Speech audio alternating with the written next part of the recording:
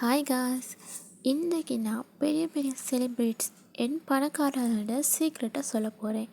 கடைசி ஒரு காட்டி இந்த வீடியோ பாருங்கள், மிஸ் பண்ணிடாதீங்க இந்த சான்ஸை. Number 1, silent. அதாவது எங்கே போனாலும் நீங்கள் பேசுகிறதுக்கு போது கொஞ்சம் சைலண்ட்டாக இருந்து பாருங்கள், அது உங்களுக்கு பெஸ்ட் லுக்கை கொடுக்கும். நம்பர் 2, குறைவாக பேசுகிறது. எடுத்தோடனே எல்லாத்தையுமே பேசிடாமல் கொஞ்சமாக மெதுவாக, அதை சொல்லுவாங்க தானே, கொஞ்சமாக சாப்பிட்டா உடம்புக்கு நல்லது, அது மாதிரி கொஞ்சமாக பேசணும். நம்பர் 3, அதிகமாக கவனிக்கணும். ஒரு விஷயத்த முன்னுக்கு பேசுகிறாங்களோ இல்லாட்டி செய்கிறாங்களோ எதாக இருந்தாலும் நாங்கள் மிச்சமே பேச்சை விட்டுட்டு கவனிக்கிறதுல இருக்கணும். நம்பர் 4, மற்றவங்களோட மறுவாதியோடு இருக்கணும். நாங்கள் மற்றவங்களோட மறுவாதியாக இருந்தால் தான் அவங்களும் எங்களோட மறுவாதியாக இருப்பாங்க. அப்படி இருக்கக்குள்ள எங்களுக்கு ஒரு தனியே ஒரு ஸ்பேஸ் ஒன்று எங்களுக்கு கிடச்சிரும். அதாவது ஒரு பெரிய பணக்காரமாயும் எங்களே மீதாக்கலாம், இல்லாட்டி ஒரு பெரிய ஒரு ஆள் மாதிரி ஏன்னு சொன்னால் நாங்கள் மறுவாதி கொடுக்குறதுனால எங்களுக்கும் மறுவாதி தந்து இவர் ஒரு நல்ல ஒரு ரெஸ்பெக்ட்ஃபுல்லான பர்சன் ஆகிக்கிறாருன்னு சொல்லி எங்களுக்கும் மறுவாதியோட ஒரு பெரிய ஆள் மாதிரி கவனிப்பாங்க. நம்பர் 5, அமைதியான நகர்வு. அது என்னடா அமைதியான நகர்வு? அதாவது நாங்கள் எந்த ஒரு விஷயத்தை ஸ்டார்ட் பண்ணாலும் கொஞ்சம் மெதுவாக போகணும். எடுத்தோம் கௌதோன்னு எல்லாம் முடிக்காமல் கொஞ்சம் கொஞ்சமாக பெஸ்ட்டாக பண்ண வேணும்.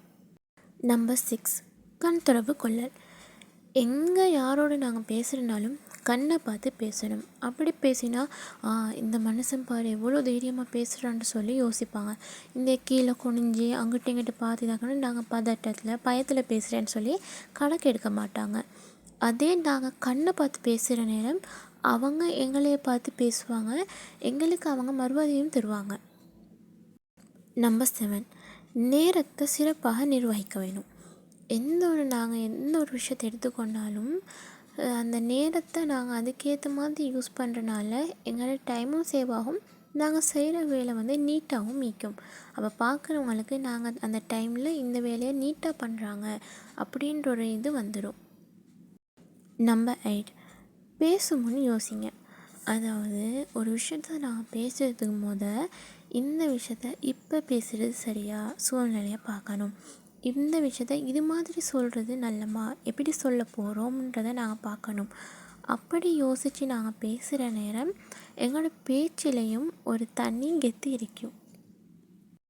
நீங்கள் நல்லா நோட் பண்ணி பாருங்கள், பெரிய பெரிய செலிப்ரிட்டி ஆகிக்கட்டும் இல்லாட்டி பெரிய பணக்காரங்களாகிக்கட்டும் எல்லாருமே இந்த விஷயத்த கடைப்பிடிக்கிறாங்க. அதனால தான் அவங்க ஒரு நல்ல யூனிக்காக எந்த ஒரு இடத்துக்கு போனாலும் யூனிக்காக விளங்குவாங்க. அதே மாதிரி இப்போ நாங்களும் இந்த விஷயத்தை நாங்கள் செஞ்சு பார்க்குற நேரம் நாங்களும் ஒரு இடத்துக்கு போனால் எங்களையும் யூனிக்காக பார்ப்பாங்க, எங்களையும் கொஞ்சம் அந்த பெரிய நல்ல மறுவாதியோட எங்களையும் கவனிப்பாங்க. ஏன்னு சொன்னால் நாங்கள் அவங்கள விட கொஞ்சம் டிஃப்ரெண்ட்டாக விளங்குவோம்.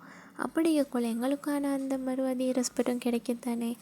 மறக்காமல் இந்த சீக்ரெட்டை செஞ்சு பாருங்கள். நீங்கள் இந்த சேனலுக்கு புதுசாக வந்துட்டீங்கன்னா மறக்காமல் சப்ஸ்கிரைப் பண்ணிட்டு லைக் பண்ணிட்டு போங்க.